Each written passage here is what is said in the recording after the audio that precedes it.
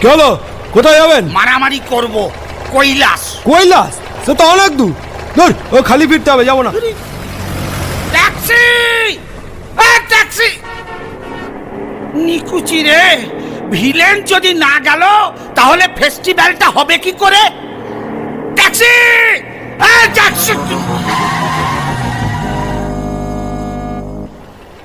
এটা আবার কি? এই ক্ষয়ে গেছে নাকি? আহা, এটা ন্যানো, চেনে না জানো? লিফট, লিফট, দেরি হয়ে যাচ্ছে। কে কে দুর্গা? ও সরি, আমি আবার অপু